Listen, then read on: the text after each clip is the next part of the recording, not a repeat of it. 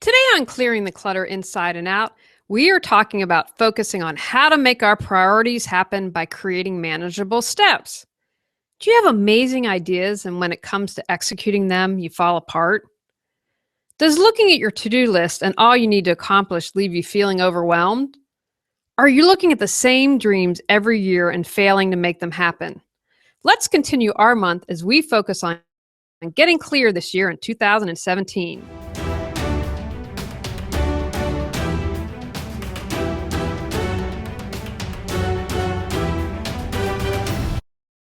Ready to clear your clutter and share your gifts with the world? Every Tuesday at 1 p.m., join award-winning professional organizer, author, and certified life coach Julie Coraccio on clearing the clutter inside and out, as she teaches you how to navigate the waters to declutter your life. Julie Coraccio destroys the box and examines clutter in all areas: physical, mental, emotional, spiritual, energetic, relationships, health, finances, and more. In the first episode of the year, I talked about figuring out what our priorities were. That's the awareness and half the battle. The other half is executing and taking action. We're going to be talking about setting goals today. I have worked with a lot of people, and one of the reasons I see people get stuck is they become overwhelmed when they are trying to clear their clutter and get organized or move forward in their life. They look at what needs to be accomplished, clearing out the clutter of the home, or taking other steps and clear the clutter in their life, and become paralyzed because there is so much to do. The key is to break it down into manageable steps. I recommend this all the time and had to take my own advice recently. I'm writing some books and was overwhelmed. I thought for a moment and said, what am I doing? All I need to do is break it down into easy to execute steps and I'll have it done. What's really interesting is that when I did this, I accomplished a lot more in less time. I set a teeny, manageable daily goal.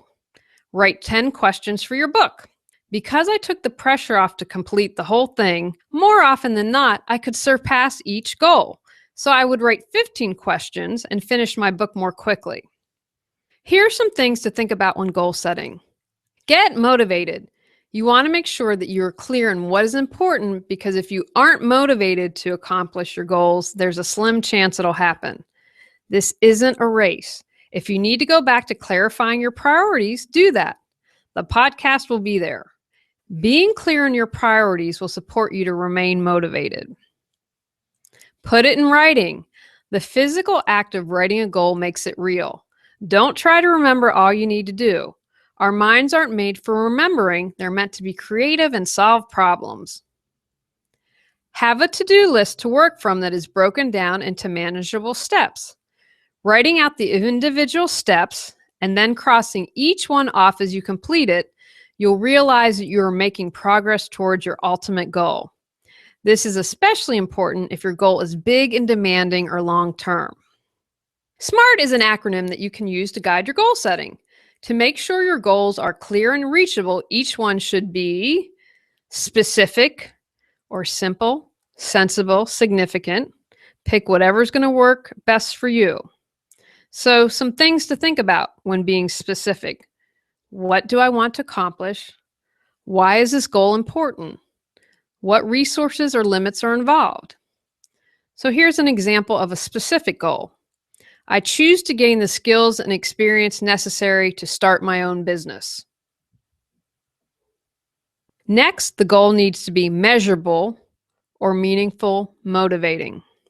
A measurable goal should address questions such as how much, how many, how will I know when it's accomplished? So here's an example. I choose to take the necessary classes and training, the experience I need within 2 years to start my own business.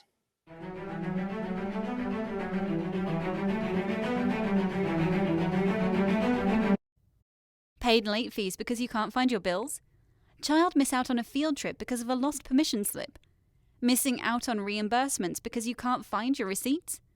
Go to reawakenyourbrilliance.com to learn how Julie Coraccio can assist you.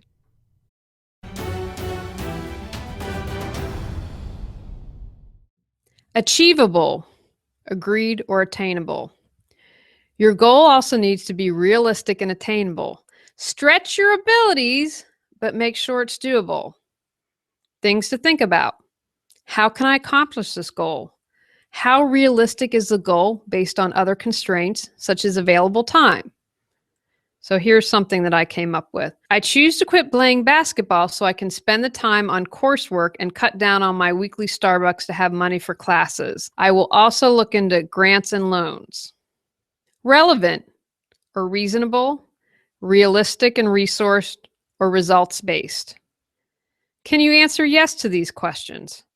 Does this seem worthwhile? Is this the right time? Is it applicable for my finances?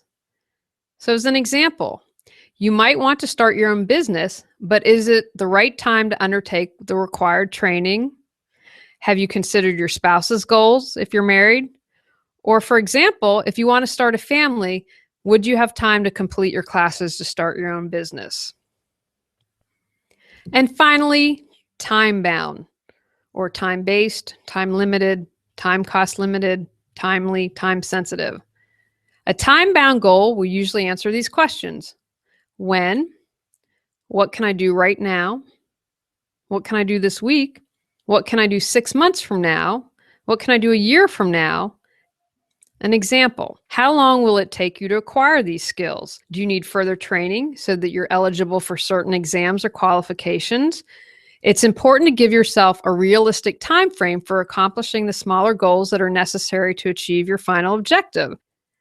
For example, I will gain the skills and experiences necessary to own my own business within 2 years. And then you would break down further goals right now, this week, 6 months, a year, 18 months, 2 years to achieve that.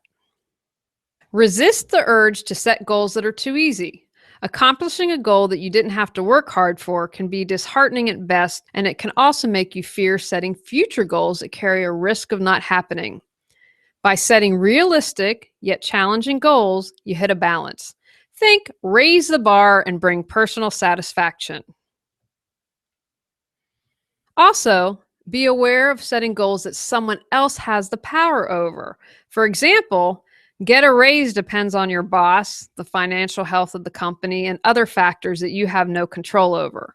However, get experience and training and do the work that I need to be considered for a raise is entirely up to you. Keep on keeping on. Goal setting is an ongoing activity, not just a means to an end. Build in reminders to keep yourself on track and regularly review your progress. Take actions from today's podcast. Write SMART goals for each of your priorities. Create a to-do list based on your SMART goals. Place your goals where you can see them every single day. And check in with yourself and how you are progressing on a regular basis. In our next episode, we're going to talk about mind mapping and brainstorming. Go out, clear the clutter to create the life you choose, deserve, and desire. Ready to live a more joyful and fulfilling life? Sign up for our newsletter at reawakenyourbrilliance.com and receive a free copy of 10 Steps to Clearing Clutter Inside and Out.